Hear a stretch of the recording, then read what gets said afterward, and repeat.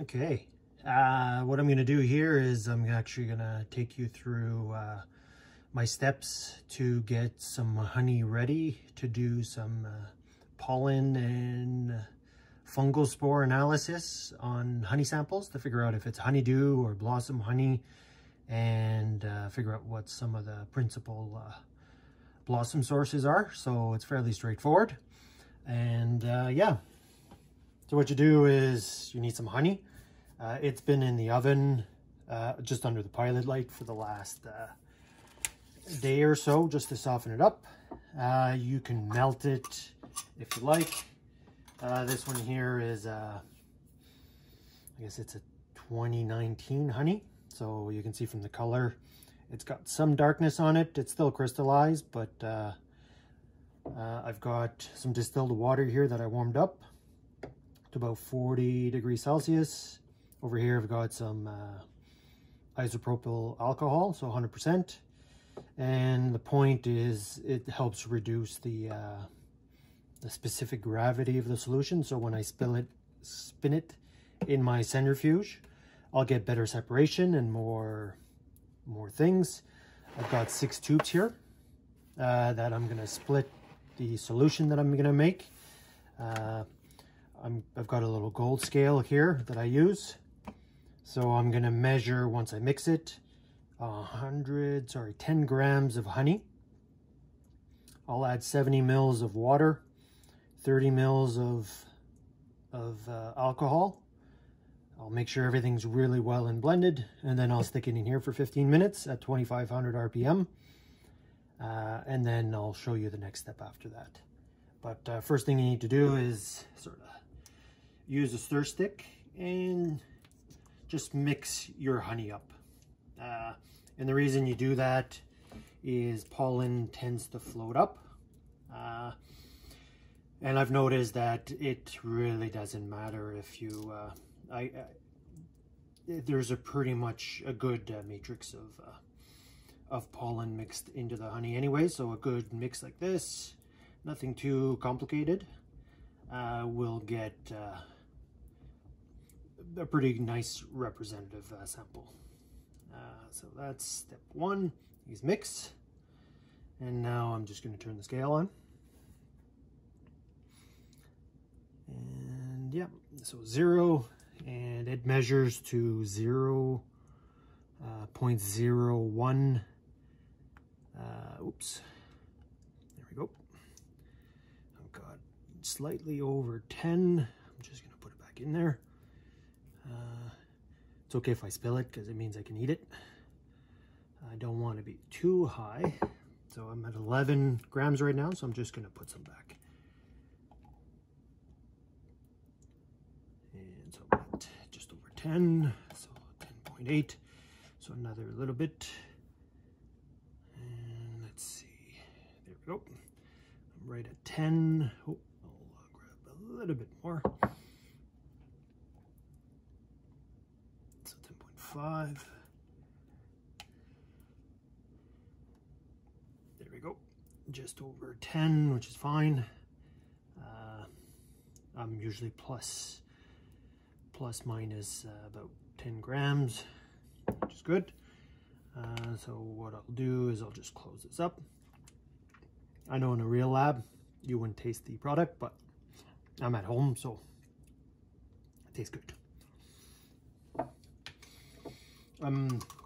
Oh wow. So this is there's probably a mix of honeydew. It's candy-like. I think there's Lingonberry in here, so low bush cranberry. Jacobs, and then the honeydew. So, and there's fireweed in there too. So it's a really nice mix. Okay. So next step, close that. Add my water. And now I'm just going to mix. So what it does, it takes about 5 minutes to prep the sample. And then I'll spin it for about 30 minutes combined. but actual prep time and doing time is about 15 minutes max. So it's not too bad. So that's the requirement per sample. So I'm just trying to get rid of all the crystals. So one key thing is you always add the water first. Make sure you dilute the honey first in the water before adding the alcohol. Because I guess if you add the alcohol first into the honey, it'll create some type of polymer. So there's a reaction between the alcohol and the sugars and the honey. So basically everything gets gummed up. And when you look at it in the microscope, it's really hard to see, and there's all these blobs of stuff everywhere. So if you're going to try this, water first, or just water. You don't really need to add the alcohol. Alcohol helps break down some of the structures so that you get a better view of the pollens. And after I'm done spinning, I'll show you how to what I do to dye and make my slides, so I can review it on the microscope. So looks pretty good. So just add the alcohol. Okay. So again, this stuff here individually, if you've only got one sample, it's probably not worth purchasing. But if you've got a bee club with some budget for loaning out equipment, I'd say this thing here is about 150 bucks on Amazon. Tubes are like 10-20 bucks for a bag of 50. This stand is handy because it'll hold your tubes. And then you need a couple of squirt bottles to hold your distilled water and your other products. And so yeah, there's nothing dangerous. It's just isopropyl alcohol, so we know that we shouldn't drink that. So because it's not good, it's external use only. Okay, so just about ready. Just got a bit of honey on the side. Okay, that should be good. Everything's mixed up like that. So what I'm going to do now is just slightly over, there's about 100 mils of product here. So I'm going to put about 18 mils in each tube. Luckily these tubes have measuring increments on the side, so it makes it easy. And the thing with centrifuges, you want everything to be exactly the same, or else it'll be out of balance, and then it'll make a hell of a noise and it won't work properly. The other thing is, in proper labs, they use sometimes close to 100% alcohol. The thing with that is alcohol is flammable, and these cheap centrifuges are not fireproof or explosion proof, so not recommended with pure alcohol because they do heat up and the fumes could ignite and cause a fire / explosion. Hence the reason I use 70-30. It's under the alcohol won't light up, so there's no risk of fire. Okay, just about there. One more.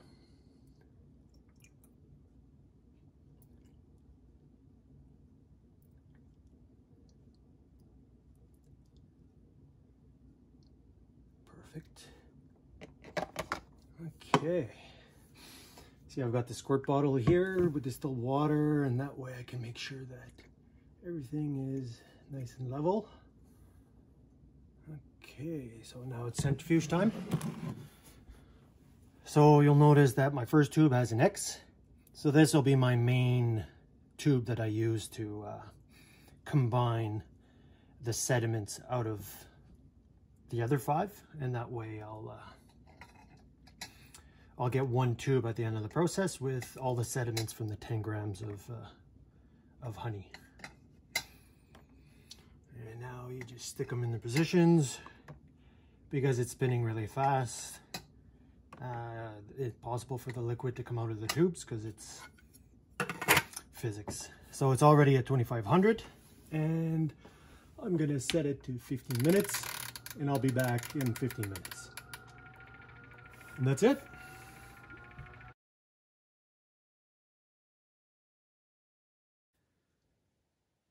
Okay, next step is just, they call it supernatant.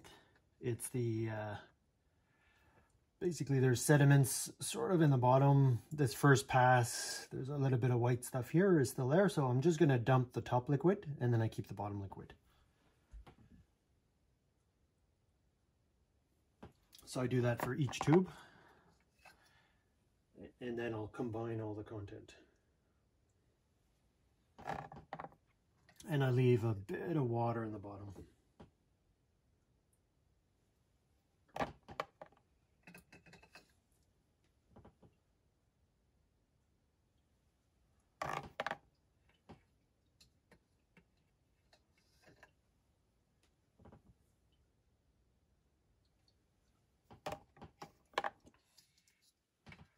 More.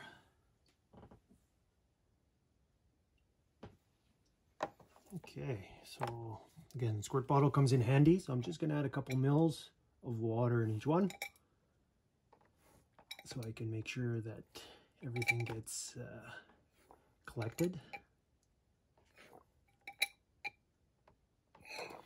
And basically you tap it. I tap it on my finger so I don't damage the tube there. They're plastic, but over time if I do too much it might crack. So first one I'll leave it there, but the second one, so I'll tap it, and then just to make sure all the sediments get mixed up, and then I'll pour it in the first tube. And now we're going to do another concentration, so that's this next step.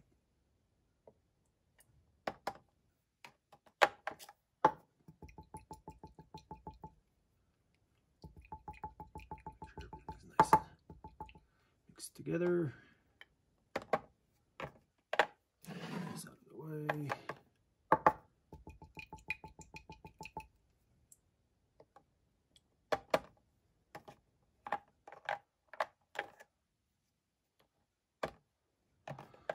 Okay, last one.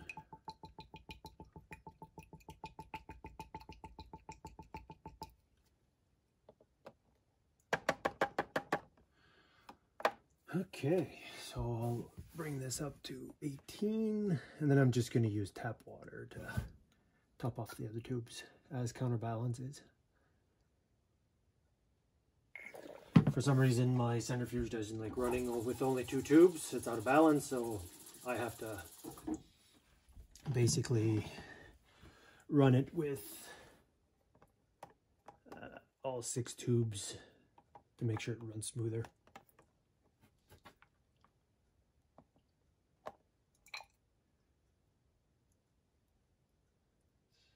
One,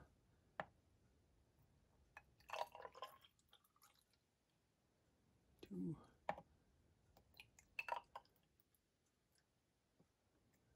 three,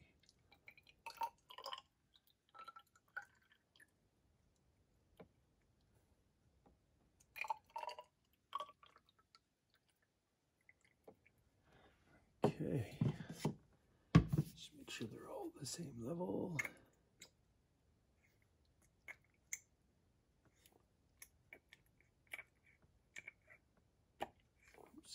And the last one. Okay, now I put them back in the centrifuge, and I'll spin them another, let's see, another 15 minutes, and that's it. And then I'll be ready to mount it on a slide.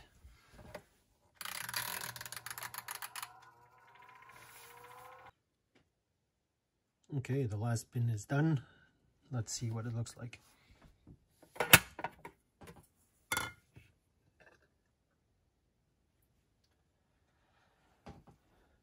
Not too bad. I'm not sure if you can see that. But right on the tip there, there's a bunch of material. So that's pollen and all the honey materials. So we're going to put that on a slide now. So I'm going to dump all this liquid out and just keep the bottom liquid.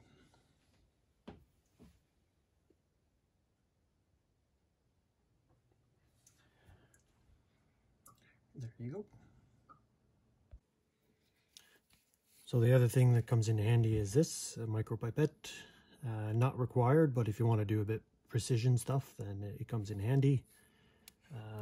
Let's see, hard to see. I've got my slide here prepared with the honey label and a little square to tell me where to put the, I guess the solids. And then a slide there, and it's on a hot plate. And so yeah, so I'm going to do that right now, and then we'll let it dry, and then we'll put the dye. So what I'm doing now is just mixing it.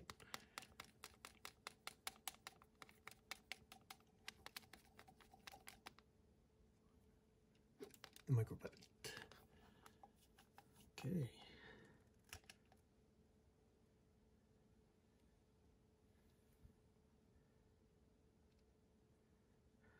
First one.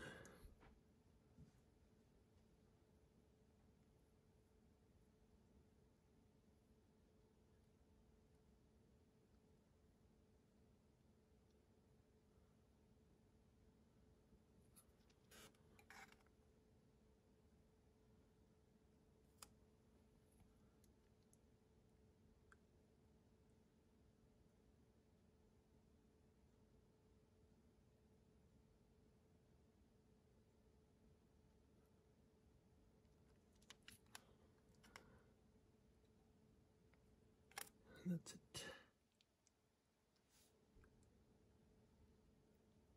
So spread it out. So we're going to leave it there for about 15 minutes, and we're going to let it dry. Just making sure it's not too hot.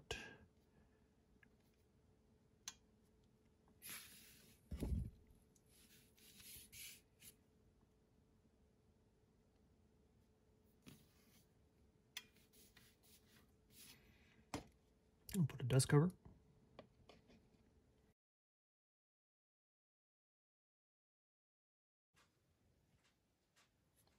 Okay, it's been about 15 minutes. It's all dried up now. So you can see there's this white mass on the slide here. So what I got to do now is dye it with the gel so that the pollens come out, and then the honeydews, spores and stuff like that just stay a brown. But yeah, it just helps me identify, and it makes the texture on all those pollen grains stick out a lot better. So I've got this dye that I made. So it's made out of Elmer glue. That's cool stuff. The clear glue we used to have in school, some glycerin and some borax water. And all I need is a little drop.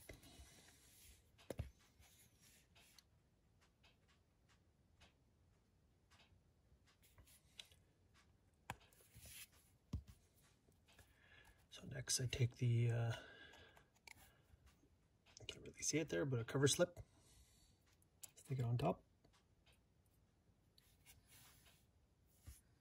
And I'll use my tweezers just to line it up and get it all in place.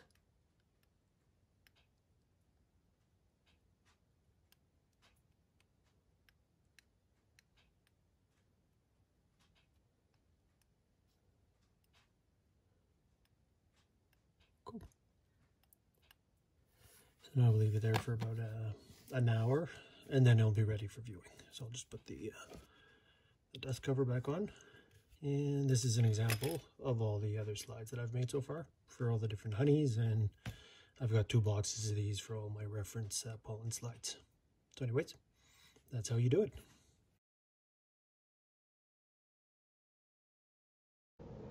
Okay, so here we have I guess the honey sample. So it's all cured. You can see basically this is at it's at times 10, so 100 magnification on the microscope. So this is that honey we just prepared. I'll get rid of the scale here. Good. Just put the pointer.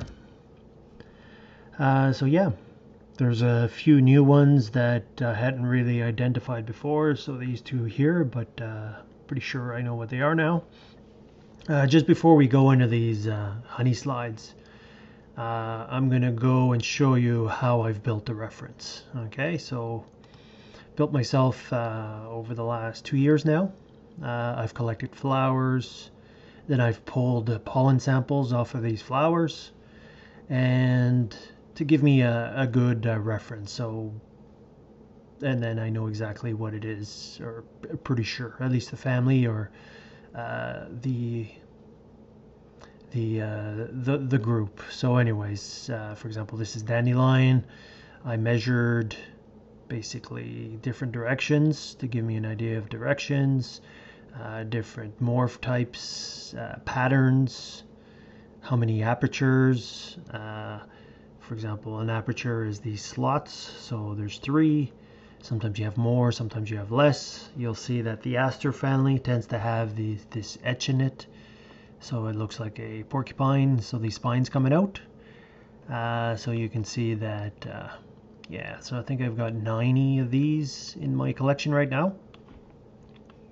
So if you go through, so the boars family, so it's a combo of native and non-natives, so it's mostly native plants. So over here, this is this Phacelia franklini, so that's the native Phacelia up here, but a lot of people have this other type of Phacelia in their gardens. Bluebells or lungworth, so this I guess whatchamacallit, forget-me-nots is in this family also, so there's some native types, so it'd be closer to the mountains, so borage, comfrey, so there's all these different shapes. So this one here is one of our first pollen in the season, so soapberry, along with willow, but you can see lingonberries, so low bush cranberry, you've got your kinnikinnick. You can see how there's a resemblance here, but you'll notice that the dimensions are different. So the kinnikinnick pollen is much bigger, so it's about 25% bigger than the lingonberries. We do have Labrador tea, but I've never really seen bees on it. We've got our prairie crocuses. We've got a native delphinium. So there's all these different types. So these are the, I guess, the figwort family. So the beer tongues. So we've got a native Yukon version. Slender beer tongue is pretty much from the Yukon all the way down through the prairies, I think down to Montana and stuff. Some louseworth. So you can see how the shapes are different. Some are triangular, some have dots, different types of patterns. So the more you start looking at these pollen types, the more you'll start understanding or seeing what is what. Some of them are very, very distinct. So for example, this one here has these pores all the way around. And then you can see that size is similar, but then the pore size, this one has smaller pore sizes. We get into the pea family, so a lot of local weed here. So along the roads, it's especially in my location, there's not much clover. So this type and the showy local weed are the primary ones. Bare root is another common one, and same with this alpine vetch. So, and see, I spent quite a bit of time building this library, and what it does, it helps me get an idea of at least what plants the bees were visiting. So I could go on forever there, but yeah, it's quite a bit. There we go. There's rhubarb here, so yeah, perfect. So I'll go back to the slide. So yeah, so again, these this is a 2019 honey. So what I'll do is I'll go through a couple of honey slides just to show you what the difference looks like. So this one here is a floral with some honeydew. These little ones in the background here, I'll zoom in a bit later. Those are willow. A thing to remember about willow is typically it's either female or male. So the male produces the pollen, the female produces the nectar. So these are from a male plant, so there's likely no association with willow nectar, so it'll be hard to judge. So if you look at this honey here, you can see that the predominant one right now is this Lingonberry. This one here, I don't know how to pronounce it, but what I'll do is I'll zoom in a bit. For example, here you can see something from the pea family. There's another one from the pea family, likely the rose family here. These spiky ones. This one here is an aster. Could be a yarrow, but it's slightly big. This one here, you can see the yellow tinge here. So that there is one, it's most likely one of our northern goldenrods. And the tint here, it just comes out of, there's natural yellows and not on that pollen. So I'll just move around a bit. So what I'll do is I'll zoom into this one here. Let me move around a bit, and I'll show you some fungal spores. So I'm just going to go to times 400. We need more light. I'll zoom in. I'll just move over to the right. So you'll be really impressed by this middle one here because it's kind of cool. So you can see the texture, the outside border here has certain texture. And then as I zoom in, you can start seeing the, I guess the pattern. So this one's a periporate, and yeah. So it's this nice little native plant that grows in wet areas, and I've just identified it now. So if I go down, I've just added it to my reference, and over here. So I took some pictures. I'm probably I'm close to 100% sure that it's from this family. And this type of, it matches other European and different locations. So a lot of times these families and these genera, the pollen do look alike, and there's similarities. So that's that. So in the ditches and along swamps, you get these little flowers popping up. So it's quite common here. So that's how I'm building my my reference sheet. So we'll go back, and then I'll show you a couple more honeys. Okay, so for again, over here, if we just have a quick look, you can see how it looks like a brain. So this is the surface, we call that reticulate. And this size here and this shape here. So those here are all willow pollens. This background mass here, so those are just, there's likely some yeast in there. Some of these round balls, you can see a little crystal here, some type of sugar. A lot of times these green things here, that's algae.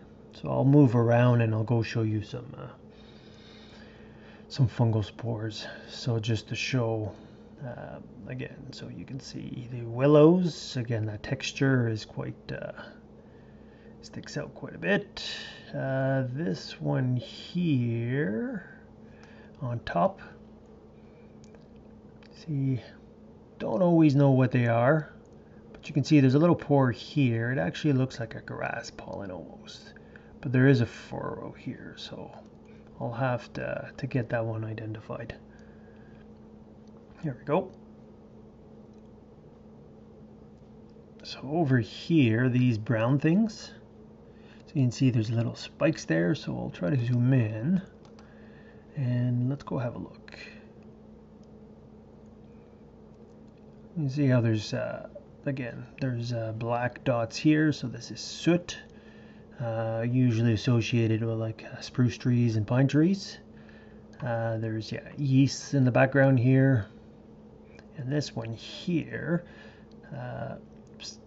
I'll be building a reference sheet for a few different types of fungal spores, but you can see even fungal spores have similar patterns than pollen grains. So I am starting to build myself a reference of different pollen spores and things that I see, and so there's different shapes, but it's a whole different study domain, so I have a lot to learn about that. So I'm going to stick to pollen right now. Okay, so we'll zoom around a bit more. I'll just come out a bit. We'll go to 25%. There's another one there. So typically you can calculate a ratio of these HDEs, so honeydew elements, to the number of pollens, and it sort of gives you an idea of how much honeydew is contained in the honey. Okay, so there's an air bubble. So we'll go here. So over here again, some willows. And then this one here, so if we just measured it. So if you're interested in this type of stuff, then I'd say start collecting some flowers. Just have to change the scale. So we're actually on times 40, so 400 power. So I'll just do that. See how it's around 32. So if I go back to my reference and I go up to where I have my things from the heather family, right here, the heath family I should say, you can see how the size here matches up. And it could be this, but the time of year, location, and probably the bees not visiting this very much. Pretty sure it's Lingonberry, and there's I guess if I looked at it, there's other patterns that you can look to help you further identify it. So I'm just going to go back, get rid of this measurement, and so what we'll do is we'll move on to another honey. Yeah. So what I would do is, so for counting, the way you count, so technically because the willow is a non-nectar producing plant, so if you're doing a count to try to get an idea of honey source, then you could ignore the willow counts here. But over here you can see there's a pea family. So just from the shape, these pores, these furrows, it gives you an idea of what it is. I'll just give it a quick measurement. And so yeah, so knowing the location in this colony and where it is, it looks like showy, showy locoweed. So that's just over here. So here, so you can see how the measurements do add up. So it was these are inverted. So this distance here, pretty much the 18 to 19 that we measured, and then the length here was around, again, 24, I think 23. So it's within range. So I would say that grain that we just saw there is a showy locoweed, and also knowing that there's not much clover in my area. Okay, so the way you do your count, so this would be a screenshot, and I would go to my counting sheet. So for each of these boxes, this is one of these screens. Okay, so I would go 1, 2, 3, 4, 5. So I go 5 lingonberries, and there's 1 showy locoweed, and technically I could put the willows in there. So willows 1, 2, 3, 4, 5, 6, 7, 8, 9, 10, 11, 12, 13, 14. Okay, so 14. So there you go. So there is an adjustment factor that this one's actually set up for fireweed. And what it does is there's been research to determine the proportion of those grains. So I think anything from the heath family, if I just check my book, it would be, let's see, they are underrepresented by, there we go, there it goes, let's see, each, so it's a factor of 10. So for example, it will go 10, and then it'll adjust it. Again, at the end, this willow would become pollen only, and then it wouldn't be considered. So you can see how it's putting more weight on the lingonberry than the other ones. So this honey here was most likely, or just from the color and the taste, a lingonberry honey. So technically I count as many as I need to get to 400 to 500 total count, and then that would give me my proportion on my honey type. It will give me that idea. So then I would move over to another screen, and then I do another count, and then I repeat that, and then I randomly go different places. So like this one here, again, predominantly lingonberry. So 1, 2, 3, 4, 5, 6, 7. And 1, 2, 3, 4, 5 willow. Okay, so that's how you do it. And yeah, I'm happy to say this is lingonberry. And I remember that year the hive smelt the same as the forest. Our forest here is just covered with lingonberries. So when they're in bloom, and we had a moist, warm June, so there was a really nice producing season. So I'm going to switch slides, and I'm going to go to a different honey type.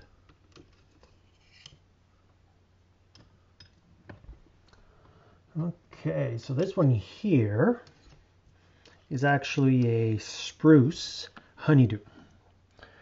First thing you'll notice, I'm just going to darken it up a bit. It's too bright. First thing you'll notice is there's a lot less pollen. Okay, there's not much pollen in this. I'm just going to find a decent spot. And then you can see there's an interesting mass in the background. So what I'm going to do is actually, so for example, this here is likely something from the brassica family. And yeah, there's distinct pollen, not pollen, but spores in this one. So I'm just going to zoom in or increase the magnification. I'll brighten it up. I'll fix the focus. So here, good. So you can see that there's these cubic things. Different type of algae and fungi have that. So if I just go back to my reference and we go to the fungi categories, or this here, you'll notice that cuboid is, and some of these shapes are associated with different fungus types. And those could be algae and different things off the trees. Okay, and then here you've got a round fungal spore. So this one here is common in this honey. So it's over here, and this type here seems to be fairly common in this honey. So it's looking like there's an association between the fungal spore types and probably the nectar source or the honeydew source. Okay, so I'm gonna go, let's move around a bit. So you can see some cuboids, the circle thing. There's not much pollen in here. So this one here, when I brought it to Epimondia, I had a couple of Polish and Slovenian beekeepers, honey professionals, taste this honey, and they told me, yep, it's a spruce honey. Over here you've got a rust spore, again these little brown spots. The background mass is very consistent. Okay, so let's see.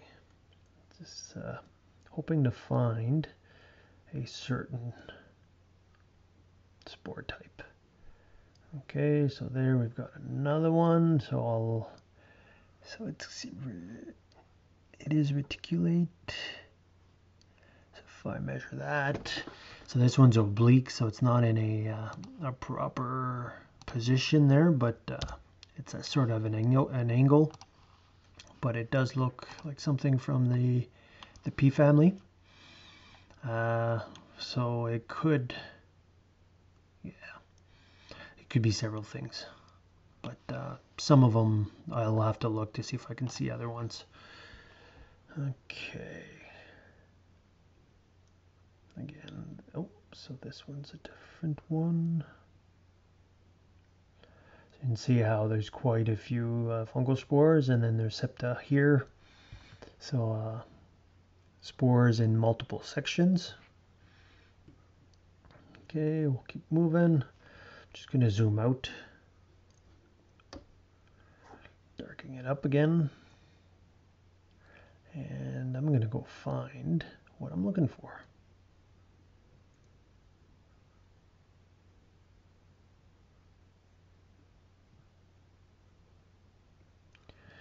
There we go. So I'm looking for heavier concentrations, and I think I found a few things that I'm looking for. Good. So I'm just going to center it.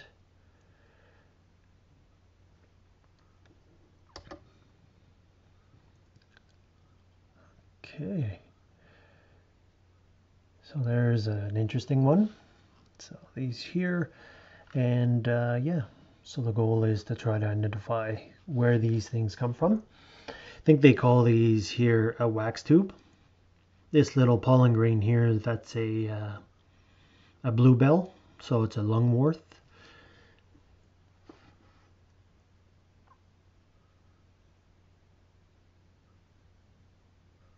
There we go.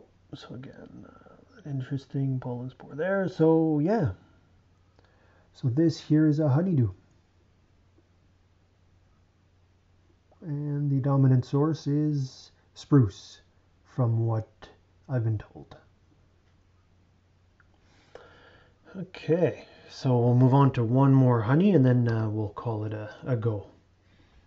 So this next one here is, I guess it's another honeydew. And this one here is probably from deciduous, like a leafy type flower. So again, you can see that it's got that mass. There's a few more pollens in this one. These yellow objects here, these are rust spores. And these here, these brown things, they look like cattails. Those are winter spores from the rose family. So, and you'll see that this honey is dominated by that. So it's likely the honeydew source is from that type of plant. And there's another interesting, I'll zoom in so we can go have a look a bit deeper.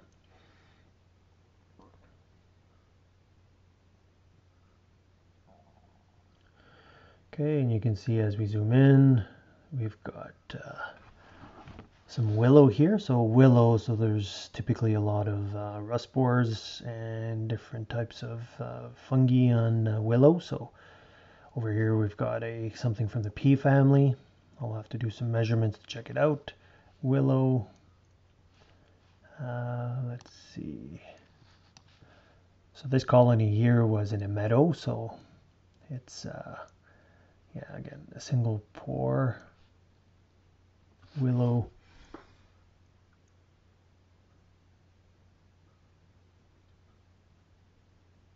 There we go. So just getting a bit closer, gonna make it brighter. So you can see there's these shape. It's pretty distinctive. I did have it identified by a professional, and you can see the mass, like the background mass on this honey is even more than the previous one. So this one here is actually, it looks like an outlier. It looks like an ultimate honeydew. So when I ran the chemical analysis on it, everything was off the charts. So this is a honeydew honey. Okay, so I'm just going to move on to one more, just to give you a final flavor of these honey slides. This one here, this is Honey 19. Not sure where it is, so we'll go have a look. And you'll notice the pollen concentration changes depending on, there we go, gonna zoom in. So you can see this one here is fairly light. I think this one here is actually from Hidden Valley, if I remember right. So we'll just go have a look at some dandelion pollens. So pretty centered there. Make it brighter. Move up. Okay, it's actually not dandelion, but it's hawkweed. So what we're going to do is just give it a quick measurement. So yeah, 22. If I go back to my reference, you'll notice dandelion is much bigger, and this one matches the narrow leaf hawkweed. Okay, and these little ones here, so if we just give it a quick measure, I think it's something from the pea family again. And let's see. It could be local weed, but it's probably, I'm guessing, yeah. Those are a bit bigger. It might be sweet clover, or because I know there's sweet clover in that area. So it could be a sweet clover, but it's not as elongated. So you'll see that sometimes some of them are really confusing. And some of them are really easy to identify. So we'll leave it at that. So hopefully this was interesting. It's a whole different world out there. And yeah, hope you enjoyed.